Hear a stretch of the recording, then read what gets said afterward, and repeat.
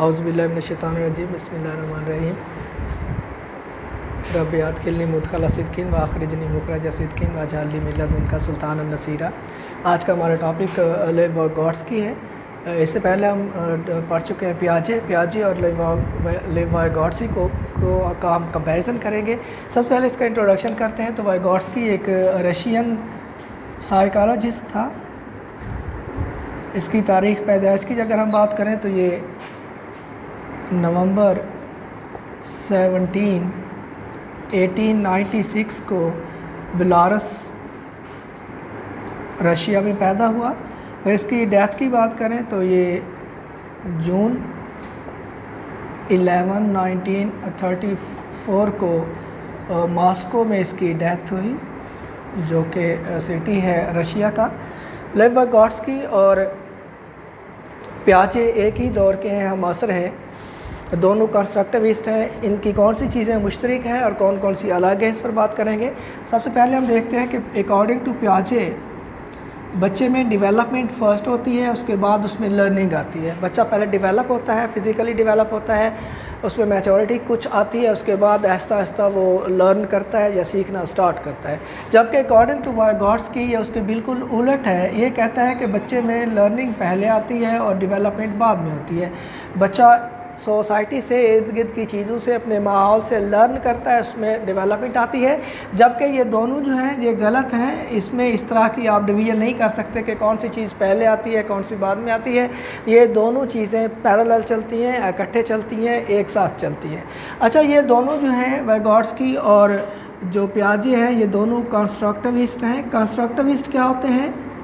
Constructivist उन लोगों को कहते हैं, उन साइकोलॉजिस्ट की कहते हैं, स्कूल ऑफ थॉट्स को कहते हैं, जो ये समझते हैं कि बच्चा अपना जो नॉलेज है वो ख़ुद कंस्ट्रक्ट करता है। अब ये दोनों कंस्ट्रक्टिविस्ट हैं, लेकिन इनमें डिफरेंस है। क्या डिफरेंस है? अकॉर्डिंग टू पियाजे बच्चा जो कंस्ट्रक्ट करता है वो इंडिविजुअली कंस्ट्रक्ट करता है, मतलब उसको किसी और की ज़रूरत नहीं होती, वो खुद अपनी एक्टिविटीज़ करता है, सेल्फ़ की एक्टिविटीज़ के साथ वो लर्न करता है। जबकि अकॉर्डिंग टू वाइगोट्स्की उसे सोसाइटी की ज़रूरत होती है, सोसाइटी के बगैर बच्चा लर्न नहीं कर सकता। तो दोनों कंस्ट्रक्टिविस्ट हैं, लेकिन इनकी कंस्ट्रक्टिविज़म में डिफरेंस है। अकॉर्डिंग टू पियाजे इंडिविजुअली कंस्ट्रक्ट करता है विद हीज़ ओन एक्टिविटीज़, जबकि वाइगोट्स्की के अकॉर्डिंग वो सोसाइटी से इंटरेक्ट करता है, उसके बाद उसकी नॉलेज जो है वो कंस्ट्रक्ट होता है। तो ये इसका तारुफ था। इसकी जो वाइगोट्स्की की जो थीरी है उसको सोशियो कल्चरल थीरी कहते हैं। क्यों कहते हैं? उसके नाम से ही जाहिर है। अकॉर्डिंग टू वाइगोट्स्की बच्चे के जो नॉलेज के जो सोर्सेज हैं वो तीन होते हैं।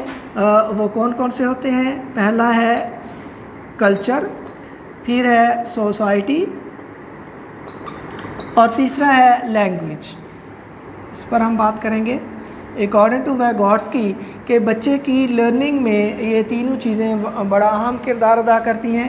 ये तीनों चीज़ें कैसे अहम किरदार अदा करती हैं? अकॉर्डिंग टू हिम कल्चर या सोसाइटी इंसान को वोकैबुलरी डेवलप करने में मदद देता है। इंसान की जहाँ पर रह रहा होता है उसकी सोसाइटी में different types of words already मौजूद होते हैं, उनको वो अख़ज़ करता है, उनको वो हासिल करता है, जिससे उसकी लर्निंग में इजाफा होता है। इस पर हम कल्चर की अगर बात करें, अच्छा, डिफरेंट कल्चर और सोसाइटीज़ के जो वोकैबुलरी डेवलपमेंट होगा वो डिफरेंट होगा।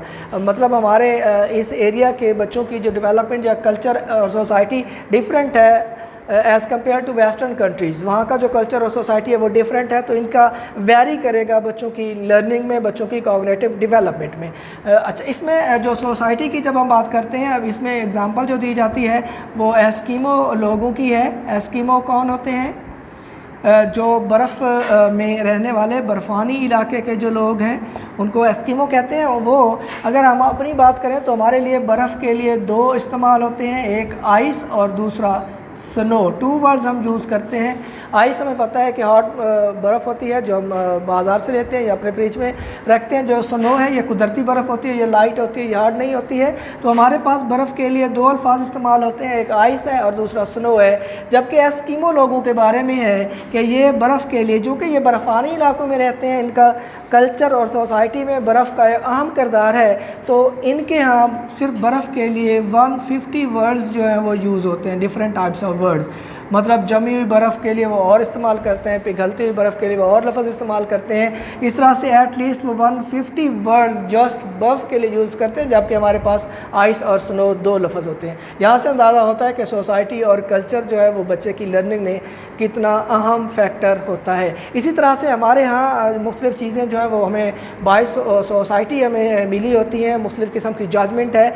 हम अगर कोई चीज़ ख़रीदने जाते हैं तो हमें पहले वालिदैन ने बड़ों ने बताया होता है कि इस तरह की चीज़ों से अवॉइड करना है, इस तरह की शॉप से अवॉइड करना है। वो हम अगरचे हमने खुद तजर्बा नहीं किया होता, लेकिन हमें बड़ों ने बताया होता है कि ये वाली चीज़ें आप अवॉइड करोगे तो आप ज़िंदगी में ज़्यादा कामयाब रहोगे। जब हम लैंग्वेज की बात करते हैं तो लैंग्वेज किस तरह से अहम फैक्टर है बच्चे की कॉग्निटिव डेवलपमेंट में, तो इसकी मिसाल सिंपल सी मिसाल यही है कि अगर लेव वाइगॉट्स्की चूँकि खुद ये रशियन था, अगर ये खुद भी अभी आकर आपको अपनी थ्योरी बताना शुरू कर दे तो हम में से किसी को समझ नहीं आनी, क्योंकि लैंग्वेज का डिफरेंस होगा।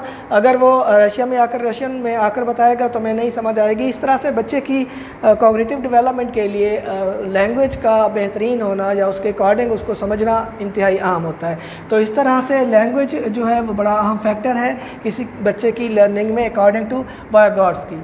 तो वाइगॉट्स्की के अकॉर्डिंग 3 चीज़ें काफ़ी अहम हैं, सोसाइटी, कल्चर और उसके बाद उसकी लैंग्वेज। सोशियो कल्चरल इसलिए इसका नाम है कि इसमें कल्चर, सोसाइटी और लैंग्वेज इंपॉर्टेंट फैक्टर्स हैं जिनकी मदद से वो बच्चा नॉलेज को गेन करता है, ख़ुद से कंस्ट्रक्ट करता है। अब एक और यहाँ पर हम बात करेंगे एक और टर्म की जिसको हम बोलते हैं इंटरनलाइजेशन। ये इंटरनलाइजेशन क्या होती है? आम सिंपल सी बात है कि ये कल्चर, सोसाइटी, लैंग्वेज इन तीनों चीज़ों को मिलाकर इन तीनों चीज़ों से हासिल होने वाले इल्म को जब बच्चा अपने अंदर जज़ब करता है, सिमुलेट करता है, अपने अंदर स्टोर करता है, तो ये इंटरनलाइजेशन कहलाती है। अभी मैं लेक्चर दे रहा हूँ, आप लोग इसको देख रहे हो, आप तैयार कर रहे हो, जब आपको एग्ज़ाम आएगा तो आप उसमें इसको यूज़ कर सकोगे, तो ये आप इंटरनलाइजेशन कर रहे हो। हम जो कुछ भी हासिल करते हैं उसको ये 3 ज़राए से हासिल करते हैं, कल्चर से, सोसाइटी से, लैंग्वेज से, और इन तीनों ज़राए से हासिल होने वाले इल्म को जब अपने अंदर स्टोर करते हैं तो उसके लिए जो वर्ड इस्तेमाल होता है वो इंटरनलाइजेशन होता है। तो इस तरह से हमने वाइगॉट्स्की का इंट्रोडक्शन सीखा, वाइगॉट्स्की और पियाजे में डिफरेंस हमने देखा, ये दोनों हम मास्टर थे। इसके बाद हमने इसकी जो थ्योरी है उसका भी इंट्रोडक्शन सीखा। नेक्स्ट इस थ्योरी पर मज़ीद इन डिटेल बात करेंगे। अपना बहुत सा ख्याल रखिएगा। अल्लाह हाफ़िज़।